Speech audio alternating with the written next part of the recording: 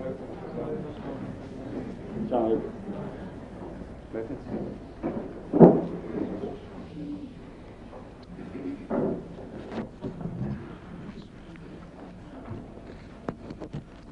علیکم ورحمۃ اللہ. کینیڈا کے سفر سے پہلے یہ آخری کلاس ہے، باقی پھر انشاءاللہ واپسی پہ. اور اس عرصے میں آپ نے طے کر لیا ہے نا اس کو ری پلے کا؟ کیا کیا ہے طے؟ پرانی جو ٹیپیں ہیں پرانے پروگرام سیریز بائی شروع کر دیں گے انشاءاللہ. کب سے؟ دو چل چکی ہیں پہلے، دو پہلی ٹیپیں دو پروگرام کب وہ دکھائے تھے آپ جب یہ تھے. نہیں، میں نے ایک پورا سسٹم بتایا ہے نیا، اس کو آپ غور سے سمجھ لیں. اب حفاظت نہیں کرنا.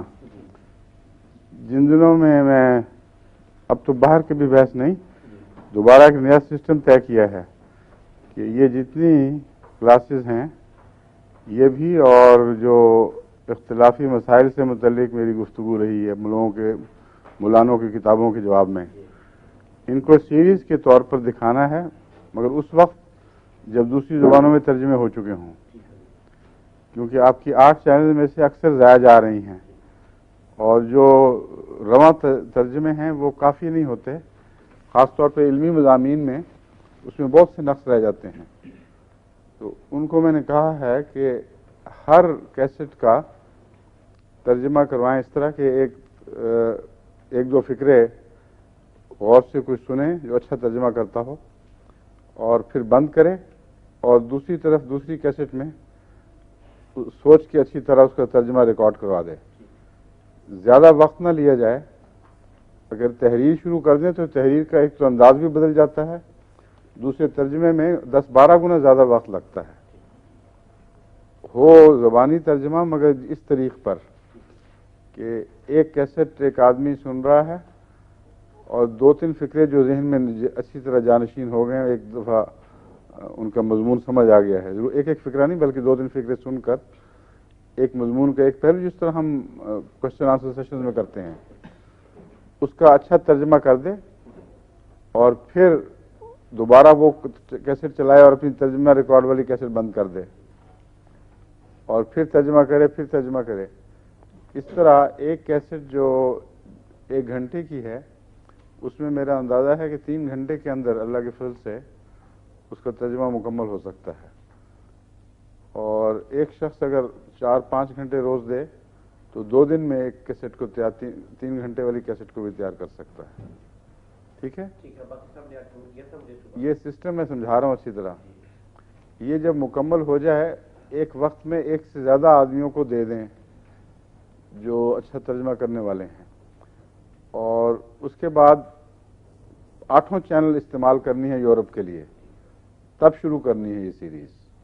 سمجھ گئے؟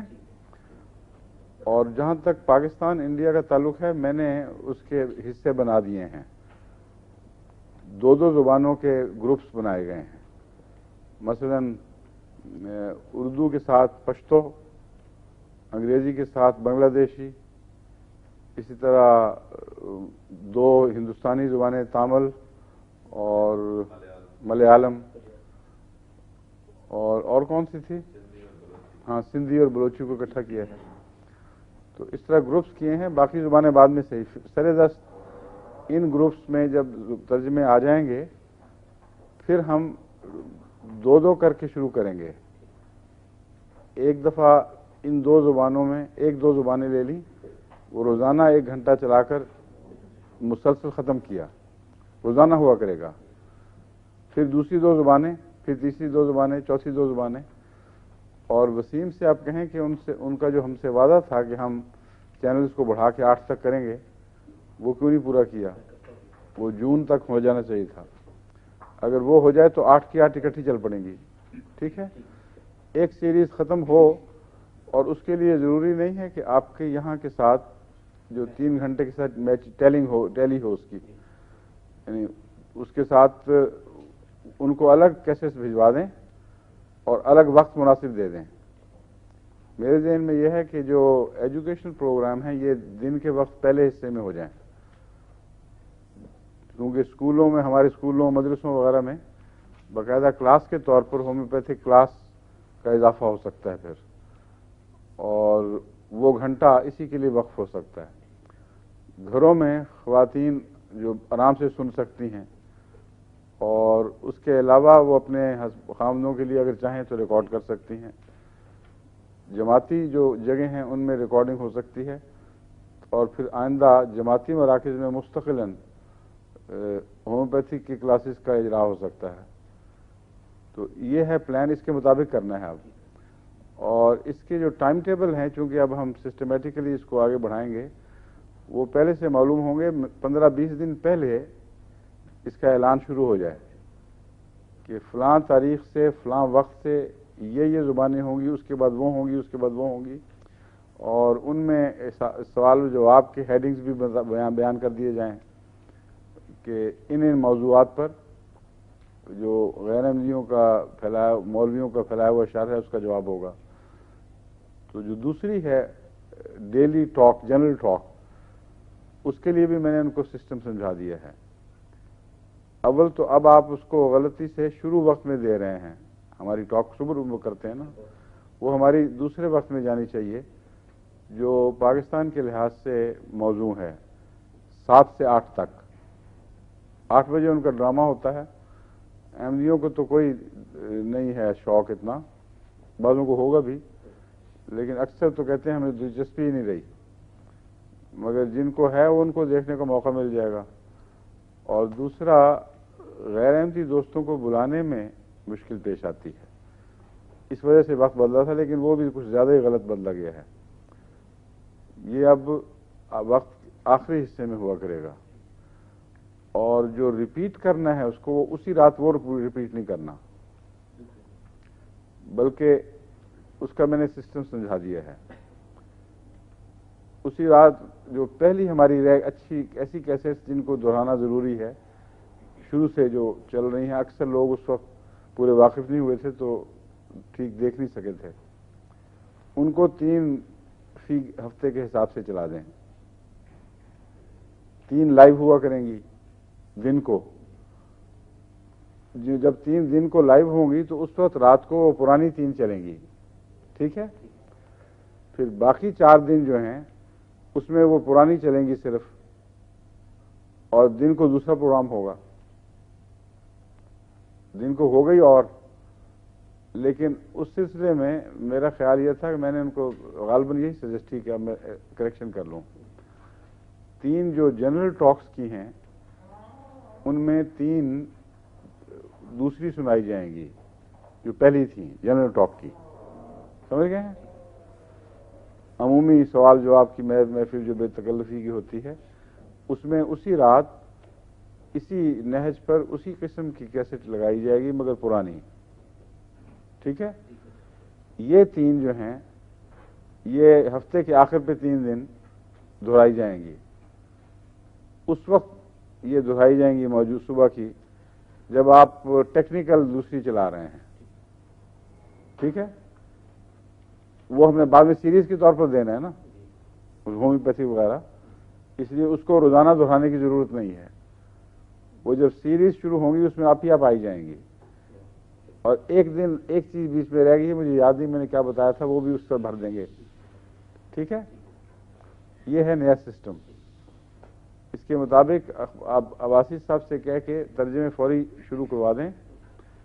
ہماری جو مثلا یہ حامدہ فاروقی ہیں، رننگ ٹرانسلیشن اتنی اچھی ساری دنیا میں مشہور، اور مہینہ ہو گیا ایک کیسٹ کی دوبارہ صحیح ٹرانسلیشن نہیں کر سکیں، کیونکہ یہ وہی دماغ میں ہے نا کہ میں اس کو لکھوں اور لکھ کے پھر اس کے ترجمے کروں، اس میں انسان کو بڑی مشکل پیش آتی ہے۔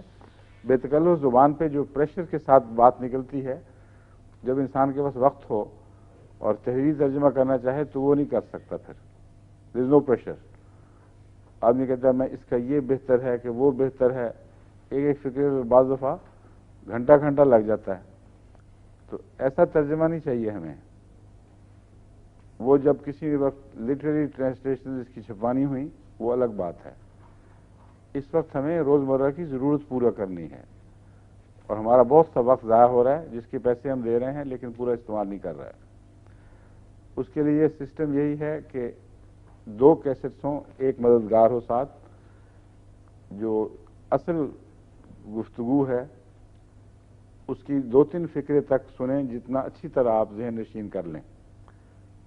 وہ ساتھی آپ کا بند کرے اس کو, دوسرا ٹیپ ریکارڈر چلائے جس میں اس کا ترجمہ تازہ جو ذہن میں آتا ہے جیسا بھی آتا ہے وہ درج بھروا دیں, پھر واپس اس طرح شروع کریں. اس سسٹم میں ایک خرابی یہ ہوتی ہے کہ ہمارے عام طور پر جو کیسٹس ہیں ان میں کٹ ٹک ٹک ٹک ٹک کی آوازیں بے حد آتی ہیں, اور یہ جو ہے یہ قابل برداشت نہیں ہے. اس کا ایک علاج میں نے یہ نکالا ہے, تجربہ کر کے دیکھا ہے کہ بجائے اس کے کہ ریکارڈنگ عام آڈیو کیسٹ پہ کی جائے یا انتظار کیا جائے کہ اسٹوڈیو میں جائیں اور وہاں کریں, آپ اس کو ویڈیو پہ کر دیں. کسی بھی ویڈیو کیمرہ پہ ریکارڈنگ کریں, اس میں کوئی کٹ کٹ کی آواز نہیں ہوگی. اس کو پھر اکٹھا کسی کیسٹ پہ چڑھا دیا جائے. پہلے ویڈیو پہ کریں, اور آپ کو کیا سوٹ کرے گا, ویڈیو ہی بھیج دیں. ہاں, ویڈیو پہ کر کے 3 گھنٹے کی کیسٹ مکمل کر کے بتا کے کچھ فاصلہ ڈال دیں, بتا دیں کہ یہ فلاں وقت سے فلاں وقت تو شروع ہو رہی ہے. ویڈیو پر جو ریکارڈنگ کریں گی وہ بہت پرفیکٹ آتی ہے, میچ کر جائے گی. اور ویڈیو کا جو کیمرہ ہے وہ اس کا مائکرو فون وہ بہت دور سے سن سکتا ہے, اس لیے اس میں سانس کے ٹکرانے سے آواز کا بھی جھگڑا کوئی نہیں. اس کو مناسب فاصلے پہ رکھیں اور ریکارڈ کریں. پہلے ریکارڈنگ کے وقت دوبارہ سن کے تسلی کر لیں اور سنوا کے تسلی کر لیں کہ اتنے فاصلے پر اتنی آواز میں ریکارڈنگ ٹھیک ہوتی ہے کہ نہیں. پھر اس کے بعد شروع کر دیں کام. اس طرح بیک وقت جتنے ہمارے پاس ترجمہ کرنے والے دنیا میں میسر ہیں اور ان کی فہرستیں سب مکمل کر کے عباسی صاحب کو میں نے دی ہوئی ہیں, وہ سارے اگر بیک وقت کام شروع کریں تو آپ کو لمبے انتظار کی ضرورت ہی نہیں پڑے گی. اس 15-20 دن کے اندر اتنا کام اکٹھا ہو جائے گا کہ آپ تسلسل کے ٹوٹنے کے خوف کے بغیر کام شروع کر سکتے ہیں. ٹھیک ہے, چلیں جی. اب میں نقش سوامیکا کا آپ کو بتا رہا تھا, اس میں چند چھوٹی چھوٹی باتیں رہ گئی تھیں جو میں نے نوٹ کرائی ہیں آج. وہ پرائیویٹ سیکرٹری صاحب کو میں ریم کے گرنے کا ہی بتانا تھا کہ مگر یہ تو کیمرہ گر گیا ہے. ریم گرتا ہے نا, جو کہتے ہیں ریم گر گیا, پتہ نہیں کیا چیز ہے, غالباً بوجھ ہے نیچے کی طرف یا مسکولر فالج ہوتا ہوگا کچھ, اس کے لیے نقش سوامی کا اچھی دوا ہے. عجیب بات ہے, پہلا لکھا ہے ریم کا گرنا, اوپر سے کیمرہ گر گیا. کیا ہوا اس کو؟ یہ تو بڑا فول پروف ہوتا ہے. اچھا, اس کو آپ نے وہ کر دیا ہے. یہ جو ایکسیڈنٹ ہے یہ بھی آ گیا نا بیچ میں, اچھی بات ہے. جو نیچرل ہے وہی رہنا چاہیے. اب آپ اس کو ٹائٹ کر لیں اچھی طرح تسلی سے, کوئی حرج نہیں. نقصان تو نہیں ہوا کیمرے کو, کوئی لیول تھوڑا سا یوں ہوا ہے.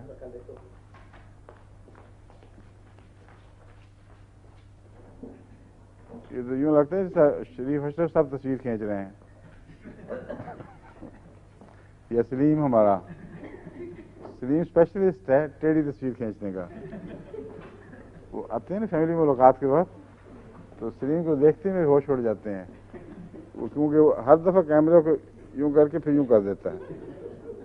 اور اس کو میں کہتا ہوں سلیم سیدھا کرو سیدھا کرو, تو وہ سمجھتا ہے کہ ٹیڑھا ہو رہا ہے اب, اور پھر وہ یوں ہو جاتا ہے. بڑی مشکل سے اس کا بیلنس ٹھیک کرانا پڑتا ہے ہمیں. آپ کے کیمرہ بھی آج سلیم کے ہاتھ میں لگ رہا تھا تھوڑی دیر کے لیے, اب ٹھیک ہے.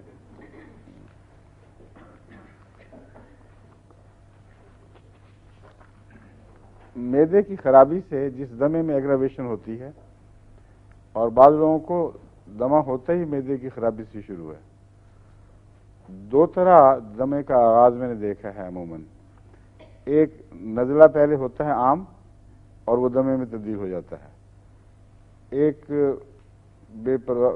بدپرہیزی کرتی ہیں عموماً عورتیں, اچار کھٹی چیزیں, اور یہ عجیب بات ہے کہ دمے سے پہلے اس کا دورہ پڑتا ہے بعضوں کو, وہ ضرور بدپرہیزی کرتی ہیں. اندر سے ارج اٹھتی ہے، اور جب معدہ ایسڈ ہو جائے پھر دمہ شروع ہو جاتا ہے، کیونکہ ایسڈ میں کنسٹرکشن کا مادہ پایا جاتا ہے، یہ کنسٹرکشن سارے جسم میں پھیل جاتی ہے۔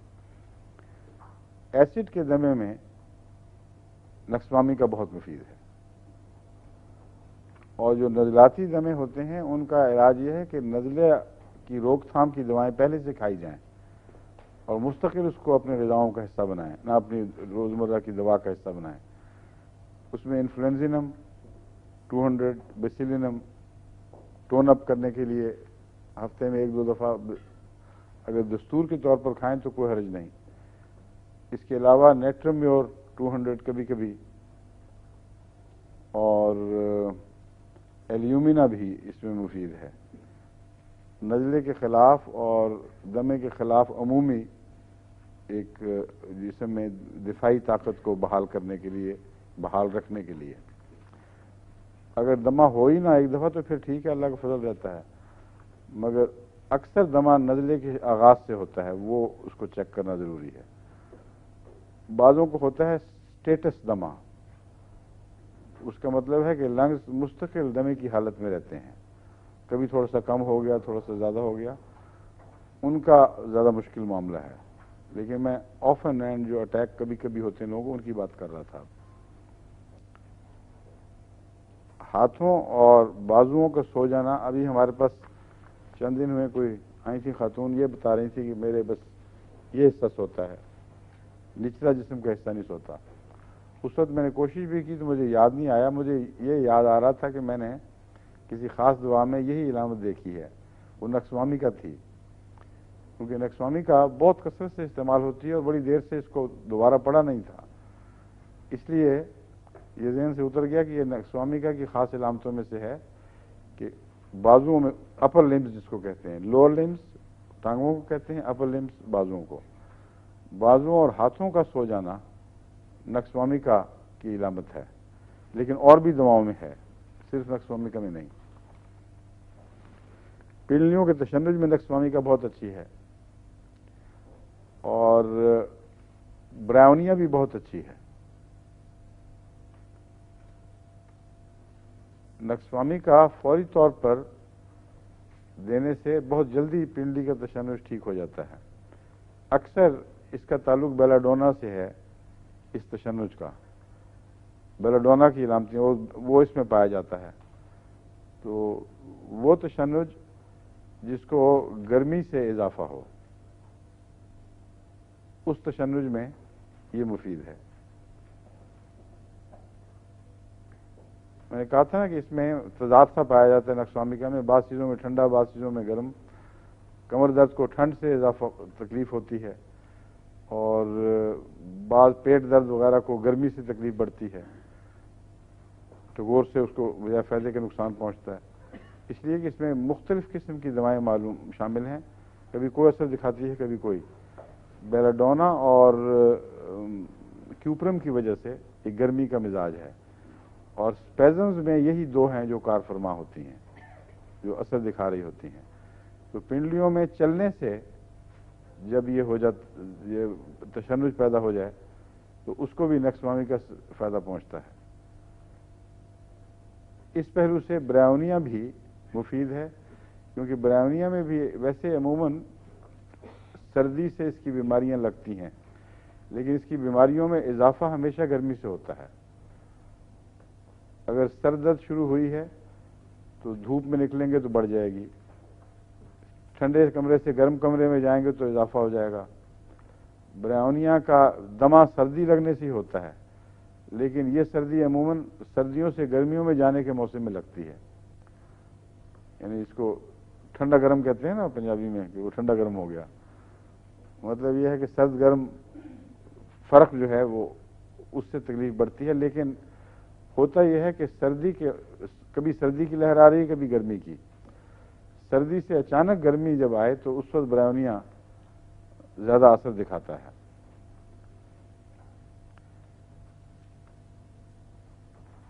تو پنڈلیوں کے تشنج میں جن کو چلنے سے، خصوصیت سے زیادہ چلنے سے، تیز چلنے سے پنڈلیوں میں تشنج ہو، ان کو برائونیا بہترین فائدہ دیتی ہے۔ اور روزمرہ کا عام تشنج جو ہے اس میں نقصوامی کا زیادہ بہتر ہے.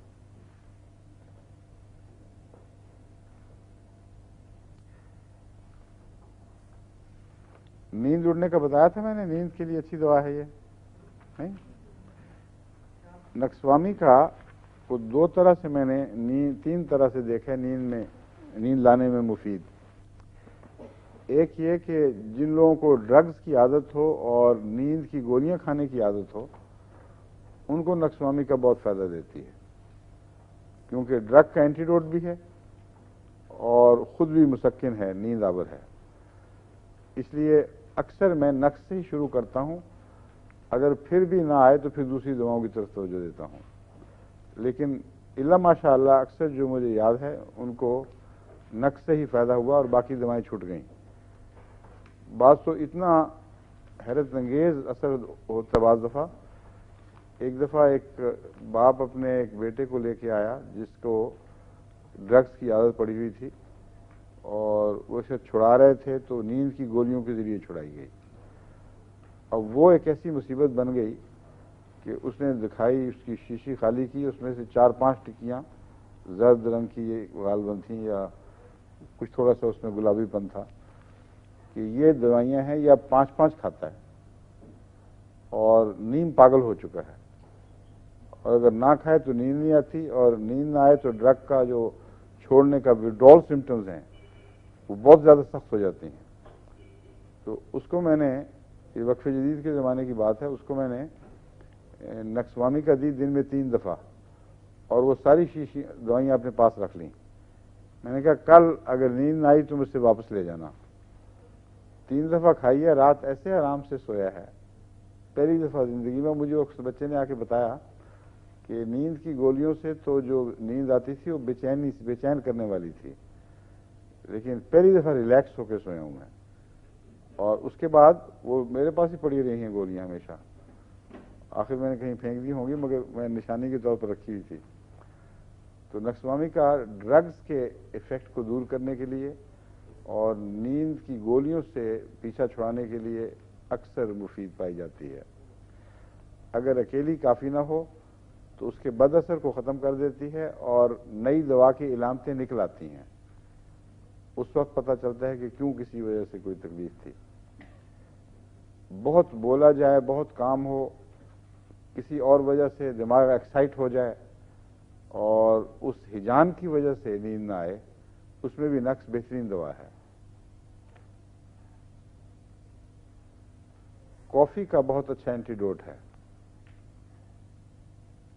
مجھے کافی سے پہلے نیند اڑا کرتی تھی اور رات کو بالکل نہیں پی سکتا تھا. پھر میں نے جب نقصوامی کا کی دریافت ہوئی کہ یہ کافی کا اینٹیڈوٹ ہے تو وہ میں نے 1 ڈوز میں کھا لیتا تھا، بالکل ٹھیک ہو جاتا ہوں خدا کے فضل سے. کبھی ضرورت نہیں پڑی پھر اور کسی جد و جہد کی. نقصوامی کا سے جو نیند آتی ہے اس میں ایک خاص بات یہ ہے کہ عام نیند سے پہلے جو ایک غنودگی کی تمہید شروع ہو جاتی ہے وہ نہیں ہوتی اس میں.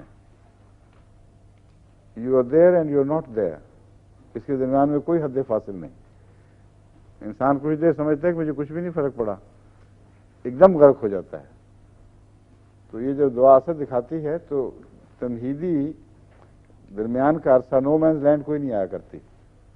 Suddenly you drop into sleep اور صبح اٹھو تو پتہ چلتا ہے. اور پھر گہری نیند اتنی آتی ہے کہ اکثر الارم بھی نہیں لگتا پھر بچتا. آج صبح میں نماز میں جو دیر ہوئی ہے نا مجھ سے، وہ نقصوامی کا قصور ہے، کیونکہ مجھے ایسڈ ہو گیا تھا. کہیں باہر گئے ہوئے تھے کال پہ، کھانا اور قسم کے ہوتے ہیں، ہر ایک کا اپنا مزاج کے کھانے ہیں، اور پھر اصرار بھی ہوتا ہے یہ بھی چکھو وہ بھی چکھو. تو واپس آیا تو میں نے محسوس کیا بڑی دیر کے بعد کہ ایسڈ ہو گیا ہے. نقصوامی کا کہ خوراک کھا لی. صبح 3:30 بجے آنکھ کھلی ہے. میں حیران ہو گیا، میں نے کہا اوہ یہ کیا ہوا. حالانکہ پہلے دوروں نے بھی گھنٹی بجائی. میرا الارم میں نے دیکھا وہ غلطی سے بند تو نہیں تھا، وہ چل رہا تھا، وہ پورا چلتا رہا کہ نیند نہیں آئی، نہ آنکھ نہیں کھلی. تو نقصوامی کا اچانک نیند میں دھکا دیتی ہے اور پھر نکلنا مشکل ہوتا ہے، سوائے اس کے کہ جسم ریلیکس ہو جائے.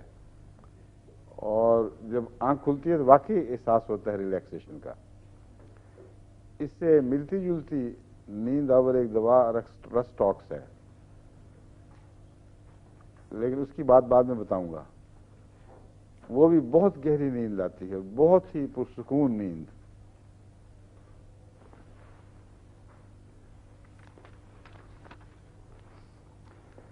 صبح کے وقت چکر یہ نکسوامیکا کی علامت ہے. اس کی غالباً وجہ یہی ہے کہ نیند ٹھیک نہیں آ رہی ہوتی. اگر نیند میں بے چینی ہو تو صبح انسان ایسے اس حالت میں اٹھتا ہے کہ دماغ فوگی اور چکر وغیرہ محسوس کرتا ہے. تو نکسوامیکا اس کی علامت ہے. اگر صبح اٹھ کر چکر آئیں تو رات کو سونے سے پہلے ایک خوراک دے دیں اور الارم ذرا زیادہ مضبوط لگائیں. پھر 200 میں نیند اڑ جاتی ہے اکثر. یہ میں اچھا کہ آپ نے پوچھ لیا. میں نے استعمال کر کے دیکھا ہے خود اپنی ذات پہ، اور اس سے پھر میں نے دوسروں پر بھی تجربہ کر کے دیکھا ہے. جو لوگ ڈل ہوں ان کو 30 کام نہیں دیتی، 200 کام دیتی ہے. جو حساس ہوں ان کو 30 کام دیتی ہے، 200 اور بھی زیادہ نیند اڑا دیتی ہے، زیادہ ٹال آرڈر ہو جاتا ہے. تو اس سے پتہ چلتا ہے کہ پوٹینسیوں کا استعمال کتنی احتیاط چاہتا ہے. مگر یہ آتا تجربے سے ہے. جو کتابوں میں لکھا ہوا ہے بہت ہی معمولی. سب سے بڑی مصیبت جو ہومیوپیتھ کو ہے وہ پوٹینسی کا استعمال. الا ماشاء اللہ کچھ پتہ نہیں چلتا. اور جن کتابوں میں پوٹینسیاں دی گئی ہیں انہوں نے بعض ڈاکٹروں نے ایک ہی چھوٹی سی پوٹینسیوں میں اپنے آپ کو محدود رکھا ساری عمر، وہی دیتے ہیں. اب یہ بورک ہے، یہ برائونیا کی پوٹینسی چھوٹی دیتا ہے، صرف نکال کے دیکھیں.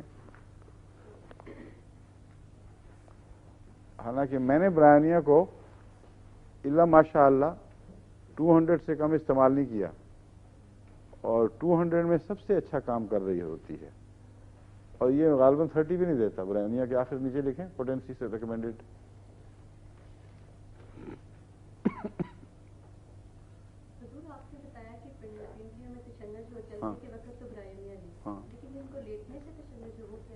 وہ میں اور بتاؤں گا. میک فاس عموماً اس حالت میں جب ٹھنڈا ہو اور پھر تشنج ہو تو میک فاس بتایا نہیں ہوا آپ کو تشنج کا ہے. وہ پھر دوسری دوائیں جو دی تھی ساتھ نکسوامیکا ہے، بتایا تو تھا کہ اگر چلنے سے اسپیشل خاص طور پر ہو تو برائونیا ہے. کیا برائونیا نہیں نکل رہی؟ اس کے آخر پہ کیا لکھا ہوا ہے؟ یہاں تو ڈوز لکھی ہے. ہاں 1st to 12th 10. ہاں 10 وہی 1st to 12th اٹینویشن، یعنی 1 سے لے کر 12 تک صرف برائونیا. اور میں نے آج تک 1 سے 12 تک کبھی استعمال نہیں کی. 30 سے کم کبھی استعمال نہیں کی، بلکہ اکثر 200 کرتا ہوں یا 1000، اور اس میں بہت اچھا اثر دکھاتی ہے.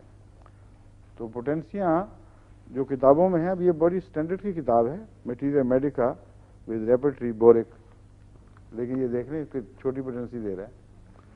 یہ آپ کو خود پتہ کرنا پڑتا ہے.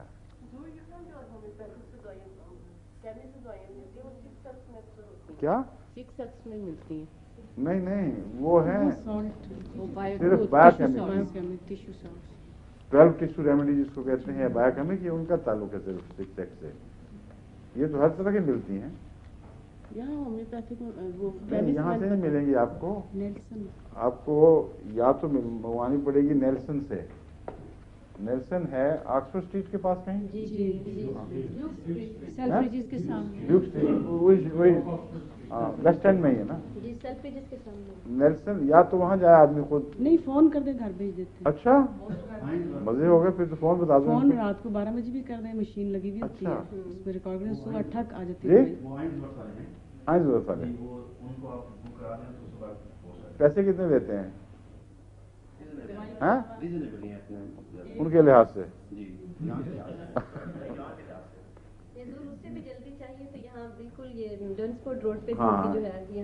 یہاں ہمارے بتا رہے تھے مجھے ہمارے دفتر والے، یہاں قریب بھی کوئی دوا ہے دوا خانہ، ان کو آپ دے دیں تو آرڈر پہ وہ منگوا دیتے ہیں فوراً.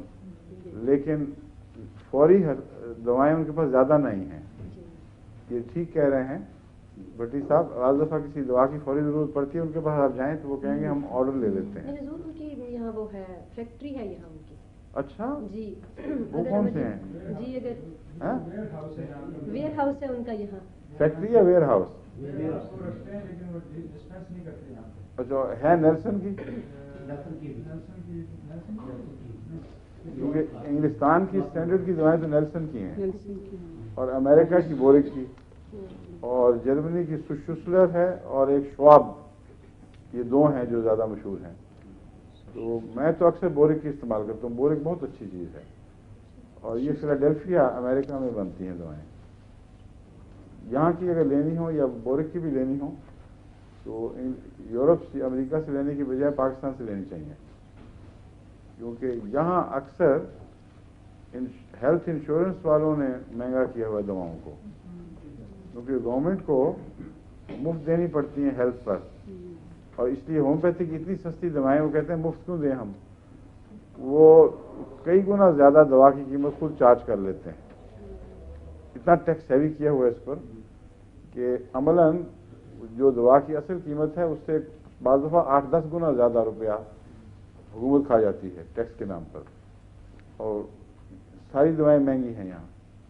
پاکستان سے میں منگواتا ہوں, جو دوا یہاں 10 پاؤنڈ میں ملتی ہے وہ وہاں 1 پاؤنڈ میں مل جاتی ہے, یعنی برابر رقم میں. تو دوائیں اکثر پاکستان سے منگوانی چاہیے, مگر باہر کی بنی ہوئی, یا پھر کیلکٹا سے دوائیں اچھی مل جاتی ہیں. وہاں کی جو لوکل ہیں دوا ساز کمپنیاں, پاکستان میں جو دوا ساز کمپنیاں ہیں ان میں ایک مسعود ہوتے تھے, ڈاکٹر مسعود, جو ریلوے روڈ لاہور میں بنایا کرتے تھے, میں جاتا تھا ان کے پاس کئی دفعہ. ایک ڈاکٹر افضل اچھی دوا بناتے تھے, وہ ابھی بھی اچھی ہے ان کی, پاپولر ہومیوپیتھی ہے وہ چوک برف خانہ لاہور میں ہے دکان ان کی. اس کی وجہ یہ ہے کہ میں نے ان سے جا کے خود پوچھا کہ آپ کی دوائیں کیوں اتنی معیاری ہیں, تو انہوں نے بتایا کہ ہم اصل بناتے ہی نہیں اوریجنل. چوہی سردار محمد صاحب, ڈاکٹر صاحب تو بہت ہو گئے, چوہی سردار محمد صاحب مجھ سے بڑا تعلق رکھتے تھے. انہوں نے مجھے سارا سسٹم سمجھایا. انہوں نے کہا ہم 27 پوٹینسی کی باہر سے منگوا لیتے ہیں, اور اس کو پھر تھوڑا سا بڑھا کر 28 بنا لیا, 29 بنا لیا, 30 بنا لیا, اور اس ایک دفعہ جب دوائی منگوا لیں صحیح, تو خود الکوہول سے آپ جتنی مرضی بنا لیں کبھی کوئی نقص نہیں ہوگا, 100% قابل اعتماد ہے. تو وہ اسی طرح ایکسس کے ساتھ کیا کرتے تھے. اس لیے پاکستان سے اگر دوائیں منگوانی ہوں بہت سستی مل جاتی ہیں. ڈاکٹر افضل سے لیں, وہ اللہ کے فضل سے قابل اعتماد ہوں, وہ سسٹم ان کا بڑا قابل اعتماد ہے. جو ڈاکٹر خود بناتے ہیں ان کی ناقابل اعتماد ہوتی ہیں, نہ ان کو بنانے کا کوئی طریقہ, نہ وہ احتیاطیں, نہ کسی اصول کے تابع, کبھی کچھ بنا دیا کبھی کچھ بنا دیا. ہمارے ہاں بعض ہیں ایسے بنانے والے, ان کا نام لینا مناسب نہیں, تجارتوں پہ اثر پڑتا ہے, مگر وہ قابل اعتماد نہیں ہے. کئی دوائیں میں نے بھی دیکھی ہیں, مجھے تحفتاً بھی دی ہیں کئیوں نے, اور واقعتاً یہ فضول سی چیز ہے. اصل جو ان کمپنیوں نے اصول بنائے, ان اصول کے مطابق بالکل نقطے پہ نقطہ لگایا ہے. یہ اعتماد جیسا یہاں ہے ویسا وہاں نہیں بنتا. ٹھیک ہے, اچھا آگے. اب نیکسوامکا میں سائنس کا میں نے بتایا تھا, نیکسوامکا کا یہاں دونوں طرف جب نزلہ جم جائے تو شدید سر درد ہوتی ہے, خاص طور پر جھکنے سے, اور سجدے میں بہت زیادہ بوجھ پڑتا ہے یہاں. وہ سائنائٹس غالباً سائنوسائٹس کہتے ہیں اس کو. اس میں نیکسوامکا کی 1000 کی رات کو ایک خوراک دی جائے تو وہ غیر معمولی اثر دکھاتی ہے, اور صبح تک چھینکے میکے آ کے وہ کھول دیتی ہے, یا بعد میں وہ پگھلا دیتی ہے, اس کو نرم ہو جاتا ہے. تو اس کے لیے نیکسوامکا چوٹی کی دواؤں میں سے ہے. وہ ایک ہی نہیں اور بھی ہیں، لیکن شروع اس سے کرنا چاہیے. کیوں جی فرمائیے، آپ بتائیں. ہیں مجھے دی تھی نا آپ نے ہاں ہاں آپریشن کے لیے، انہوں نے کہا تھا کہ آپریشن کرنا، آپریشن کیسے نکالیں گے کھرچ کے. جی پھر تو وہ نیکسٹ مامی کا آپ نے دی تھی نا 1000. پھر پہلے ایک خوراک کھائی، اس سے ریئیکشن ہوا. ہاں پھر آپ نے مجھے 2 اور دی. ٹھیک ہے، تو اس سے اللہ میرا فضل آج تک مجھے دیکھ لیں ذرا، اور میں نے وہی موقع کی گواہی موجود ہے. وہی نسخہ اپنی بھابھی پہ کیا استعمال روٹی تو وہ کہتی بالکل ٹھیک ہوں. ماشاء اللہ. جو تجربے میں میرے آ جاتی ہے بات، وہ ایسی ہے جو دوسروں پہ بھی چلتی ہے. کیونکہ جو تجربہ کرنے والا اگر یقینی بات کرے اور خوش فہمی کی باتیں نہ کرے تو پھر وہ ہر جگہ ٹھیک کام کرتی ہے. لیکن ہمارے ہوم پہ مصیبت یہ ہے، خوش فہم بڑے ہوتے ہیں. 2-3 جگہ کسی جگہ دوائی لگ گئی تو تیر بہدف کہنا تو کوئی بات ہی نہیں نا، اور شرطیہ علاج اور پیسے واپس، یہ رجحان شروع ہو جاتے ہیں. اس کی وجہ سے ہومیوپیتھی بڑی بدنام ہوئی ہے. ابھی میں آپ کو مثال دیتا ہوں، جو میرے تجربے میں چیزیں آئی ہیں اللہ کے فضل سے، وہ ہر جگہ پھر کام دکھاتی ہیں. اس میں کوئی روحانیت کی بحث نہیں ہے. مجھے گیمبیا سے خط آیا، ہماری ڈاکٹر صاحب ہیں لئیک، ان کی بیگم لئیکا، کیا نام ہے پورا، لئیکا شاہدہ. وہ کہتے ہیں میں نے آپ کا پروگرام سنا تھا جس میں آپ نے کولوفائلم کا ذکر کیا تھا کہ اگر پریگننسی میں کوئی تشنج کی کیفیت ہوئی یا کچھ ایسی وجہ سے بچے کا سر باہر نہ آ رہا ہو، اٹک جائے اور تکلیف بڑھے، درد میں موجود ہوں لیکن کچھ ہو نہ، کہتے ہیں یہ میں نے ذہن میں رکھا تو اتفاق سے ایسا ہوا کہ ہاسپٹل میں ایک عورت آئی جس کو یہی تکلیف تھی. وہاں ایک اور عورت بھی تھی. میں نے اس کے سامنے جا کے اس کو کہا کہ یہ دوائی کھانی ہے تو کھاؤ. اس نے کہا ٹھیک ہے میں کھاتی ہوں. لیکن وہ وہاں نہیں تھی، ایک ساتھ باہر بیٹھی ہوئی تھی ایک اور، وہ بھی اسی قسم کا کیس تھا. اس کو کہتے ہیں اتنی شدید تکلیف تھی کہ ناقابل برداشت تھی. کہتے ہیں میں نے اس کو دوائی دی، 2 خوراکیں 15 منٹ کے وقفے سے دیں 200 میں، اور آدھے گھنٹے کے اندر بالکل نارمل ٹھیک ٹھاک بچہ ہنستا کھیلتا ہو گیا. بہت اس نے دعائیں دیں کہ بہت مزہ آیا. اس پر اس نے اس دوسری عورت سے پوچھا میں تمہیں بھی دے دوں؟ اس نے کہا نہیں مجھے کوئی ضرورت نہیں، میں اپنا علاج آپ ہی کراؤں گی. کہتے ہیں آدھی رات کو فون آیا وہ بلا رہی ہے، اس کو بیچاری کو شدید تکلیف، اور رات کو اس کو کوئی اور علاج میسر نہیں تھا، ہسپتال میں جو کچھ تھا وہ کر بیٹھے تھے. کہتے ہیں میں نے یہی دعا دوبارہ جا کے اس طرح زیادہ دعا کر کے دی، اور اس کے ساتھ بھی یہی ہوا خدا کے فضل سے. تھوڑے عرصے کے اندر ہی، وقفہ تو نہیں لکھا انہوں نے کتنا پڑھا، لیکن تھوڑے وقفے کے اندر ہی خدا کے فضل سے ٹھیک ہو گئی.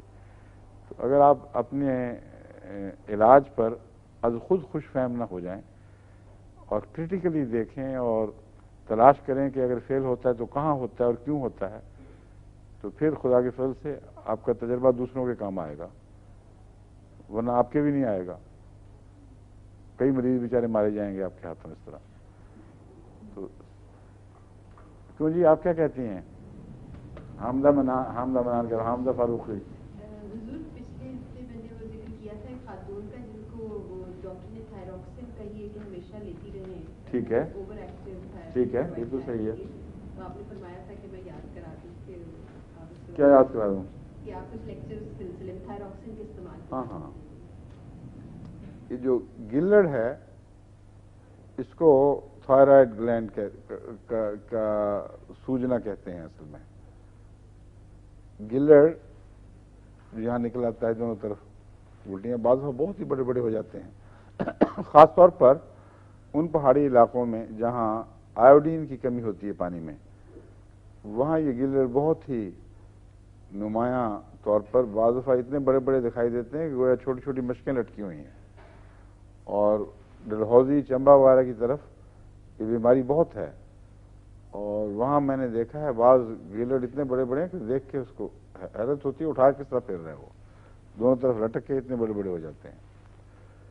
گلڑ کو کہتے ہیں اصل وجہ ہے آیوڈین کی کمی، لیکن جن پانیوں میں آیوڈین کی کمی نہیں بھی ہے وہاں بھی ہو جاتا ہے.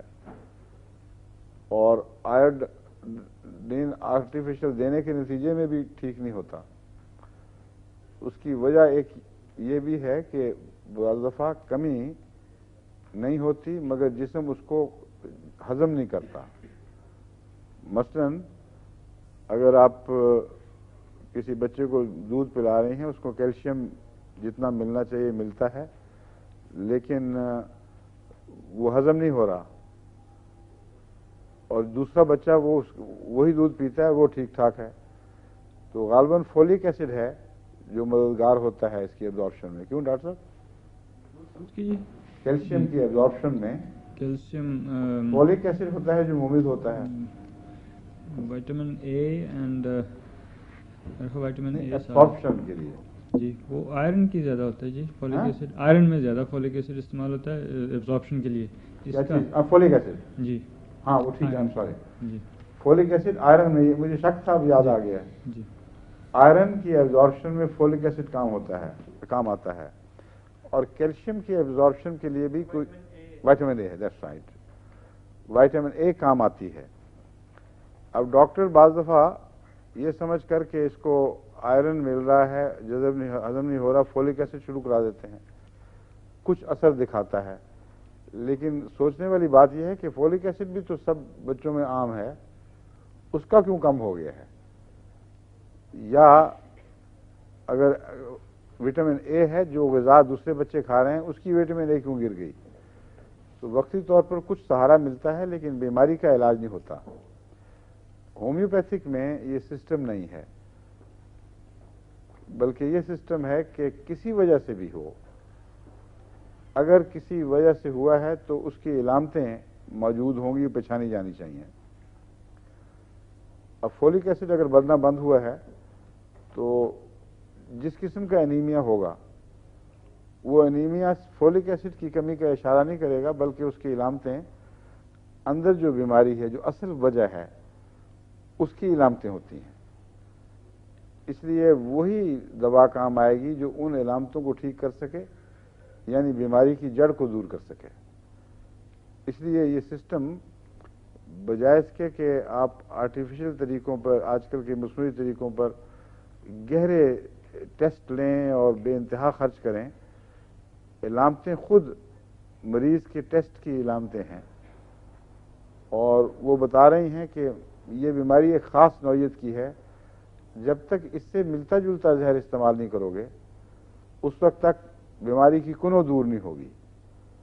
اس کا جو محرک ہے اندرونی، وہ دور نہیں ہوگا، اور یہ محرک کی علامتیں ہوتی ہیں، ساری ظاہر ہوتی ہیں. اس لیے ہومیوپیتھک میں جو انیمیا کی دوائیں ہیں یہ بہت سی ہیں، اور وہ ساری وہ ہیں جو فولک ایسڈ نہیں ہیں، بلکہ بظاہر ان کا کوئی تعلق نہیں ہے اس چیز سے. جو کیلشیم کی ایبزارپشن کی دوائیں ہیں ان کا بھی اس سے کوئی تعلق نہیں ہے، کیلشیم کی معروف ایبزارپشن کی مدد کرنے والی دواؤں سے میرا مطلب ہے، بلکہ کچھ ایسی چیزیں ہیں جن کی وجہ سے یہ کمزوریاں پیدا ہوئی ہیں. جب وہ آپ دیتے ہیں تو وہ ٹھیک ہونے شروع ہو جاتے ہیں. آیوڈم کا بھی یہی حال ہے. آیوڈین ضروری نہیں ہے کہ پانی میں کم ہو، بلکہ جن پانیوں میں آیوڈین موجود ہے وہاں بھی ہو جاتا ہے یہ، اور وجہ کوئی اور اندر پیدا ہوتی ہے. اس کے لیے جو تجربے میں میرے علاج آیا ہے وہ میں آپ کو بتانا چاہتا ہوں. اول آیوڈین خود اس کا علاج ہے، اور وہ اس طرح کہ اگر آیوڈین موجود ہے پانی میں اور ہضم نہیں ہو رہی، تو ہومیوپیتھک میں جب آپ آیوڈین دیتے ہیں تو وہ رد عمل پیدا کرتی ہے اور اس کمزوری کو دور کر دیتی ہے. یعنی کیوں آیوڈین اثر نہیں کر رہی؟ اس لیے کہ آیوڈین کے خلاف جسم میں خوف ہے. اس خوف کا جو اصطلاحی نام ہے وہ الرجی ہے. تو اگر آیوڈین سے الرجی ہے جسم کو، اور اس وجہ سے جسم آیوڈین کو ہضم نہیں کر رہا، تو اس کا علاج آیوڈین بھی ہو سکتا ہے ہومیوپیتھک میں. وہ اتنی ہلکی مقدار میں دیں کہ جسم کا آیوڈین سے خوف اتر جائے، تو پھر یہ کام دکھاتی ہے. مگر اس کے گلڑ کی خاص علامتیں ہیں. خواہ وہ گلڑ نہ بھی ہو تب بھی اگر بچہ کمزور ہو رہا ہے اور اصل وجہ اس کی یہاں گلینڈز کی خرابی ہے، ضروری نہیں کہ وہ گلینڈ ابھر کر سامنے آ جائیں، مگر گلینڈز ابھریں یا نہ ابھریں، یہ علامتیں موجود ہوں تو عموماً آیوڈین کی نشانی ہے کہ کوئی بچہ جو خوب کھائے اور بہت تیز ترار ہو دوڑنے پھرنے میں اور جسم گرمی کی طرف مائل ہو اور کچھ ہضم نہ ہو، ہضم ہو جاتا ہے ویسے لیکن جاتا کہاں کچھ سمجھ نہ آئے، وہ انرجی اس کی بن بن کے خوب فضا میں پھیل رہی ہے اور اس کے جسم کو نہیں لگتی. پھرتیلا بچہ تیز ترار، جس طرح ہمارے یہاں بعض فیملی میں بچے ہیں وہ بھی اسی طرح کے پتلے دبلے، عارفہ کے بچے بھی غالباً اس سے ملتے جلتے ہیں. کیوں عارفہ ٹھیک ہے؟ کیونکہ تمہاری آنکھوں میں چمک آئی تھی یہ بات سن کر. آپ کا بھی ایسا ہی ہے؟ ہاں. تو ایسے بچے جن میں تھائرائڈ ظاہر ہو یا نہ ہو، اگر بھوک خوب لگے اور کھانے کا پتہ نہ لگے کہ جاتا کہاں ہے اور پتلے دبلے ہوں اور تیز ترار اور بجلی کے شراروں کی طرح ادھر ادھر جانے والے، ان کا علاج آیوڈم ہے. آیوڈم 30 میں حیرت انگیز کام کرتی ہے اور اگر ایسے بچے کو گلڈ ہے تو گلڈ بھی آیوڈم سے ٹھیک ہو جاتا ہے خدا کے فضل سے.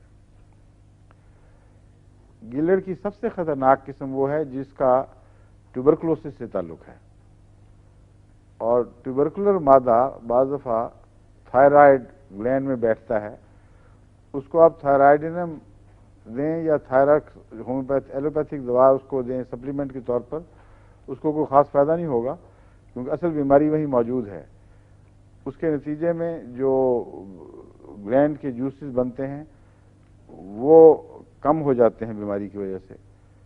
ان کی کمی کو دور کرنے کے لیے آپ زائد ان جوسز کو، آرٹیفیشل بنائے ہوئے جوسز کو دے دیتے ہیں، لیکن بیماری رہتی ہے. بس ایسی صورت میں بیسیلینم ہومیوپیتھک میں بہت اچھا اثر دکھانے والی ہے، لیکن اگر کسی کا دل کمزور ہو تو اس کو اونچی طاقت میں نہیں دینی چاہیے. میں بالعموم 200 سے شروع کرتا ہوں اور پھر 1000 10,000 اس کے اندر ہی بیسیلینم اس گلینڈ کی سوئی ہوئی اس کو سل کو یا وہ ختم کرتی ہے یا تھوڑا سا ابھارتی ہے، اور پھر وہ ابھرنے کے بعد پھر وہ دوسری دواؤں کے قابو آ جاتا ہے. سلی دوائیں بہت سی ہیں، مثلا سلفر اس میں ایک ہے. اب دیکھنا یہ ہے کہ بیسیلینم کے بعد اگر گلینڈ ہے تو اس کو کیا اثر ظاہر ہوا ہے، اس کے مطابق اس کا علاج ہوگا. میں نے ایک مثال پہلے دی تھی آپ کو یہاں مولوی اسماعیل صاحب کی جو ہمارے وقف جدید کے مبلغ تھے. ان کا گلڈ اتنا بڑا تھا کہ ہر وقت وہ کپڑا ڈالے پھرتے تھے. دوا میں نے ان کو دی پائلز کے لیے اور گلڈ ساتھ دور ہو گئے کیونکہ کلکیریا فلور دوا تھی، اور سخت گلڈ میں کلکیریا فلور بہت اچھی دوا ہے، لیکن بیسیلینم دے دی جائے اور پھر کلکیریا فلور دی جائے تو زیادہ مفید ہے. تو آئیڈم دینی ہے اگر وہ مخصوص علامتیں ہوں، اگر نہ ہوں تو بیسیلینم کو لاجسٹک کے طور پر استعمال کریں، بمبارڈمنٹ کے طور پر، اور اس کے کور میں علاج کلکیریا فلور سے کیا جائے. کلکیریا فلور 6X میں بھی کام کرتی ہے اور اونچی طاقت میں بھی کام کرتی ہے. اس تجربے کے بعد میں زیادہ اونچی نہیں دیتا ورنہ بعض دفعہ مریض بیچارہ شیک ہو جاتا ہے. ایک اور میں بات آپ کو بتاؤں، ابھی حال ہی میں انگلستان ہی میں تجربہ ہوا ہے. بعض دوائیں ٹھیک ہوتی ہیں اور بجائے تکلیف کم کرنے کے تکلیف بڑھا دیتی ہیں اور اس تکلیف کو کسی طرح آرام نہیں ملتا. یہ مسئلہ سمجھ نہیں آتی تھی کہ کیوں ایسا ہوتا ہے. اب حال ہی میں ایک واقعہ ہوا، ایک بچے کو شدید ایگزیما تھا. جو ایگزیمے کے میری تجربہ شدہ دوائیں ہیں اس کو دیں تو اس کا اتنا سخت رد عمل ہوا جلد پر کہ وہ ساری جلد بھر گئی اور خارج سے وہ خون ہو جاتا تھا. پھر اس کو میں نے دوسری دوا جو اس کے بعد دیا کرتا ہوں وہ بھی دی، کوئی فائدہ نہیں. پھر تیسری دوا، پھر چوتھی دوا، یہاں تک کہ مجھے جلدی پتہ لگا کہ یہ حالت خطرناک ہے، اس کو ہاسپٹل میں جانا ضروری ہے تاکہ ٹیسٹ ہوں.